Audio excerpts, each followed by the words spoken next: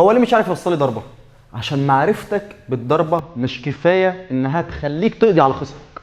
لازم تعرف توصل الضربه. يعني الملاكم بيلعب بايديه بس اهم حاجه تحركاته عشان يعرف يوصل الضربه لخصمه. لو خصمي بيلعب معايا مش بيتحرك، هو انا هلاعب صنم ولا بيبقى ليه رد فعل معين؟ يعني انا هروح بجاب، اكيد ممكن خصمي يرجع وانا بقرب منه، ممكن خصمي يقرب عليا فانا ممكن ارجع لورا. المسافه بتوسع وتضيق، يبقى الاستبات بتاعتي مهمه. لو انا هدف ان انا اوصل جاب ايد شمال وانا من المسافه ديت رجليا الشمال مربوطه بايديا الشمال، الاثنين اتحركوا في نفس الوقت، جاب بام، جاب كروس بام، هو عمل ايه؟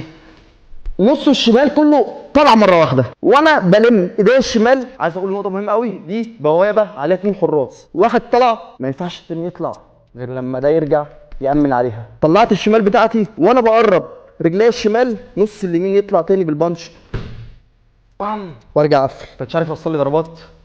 تعال نشوف اللي هيحصل.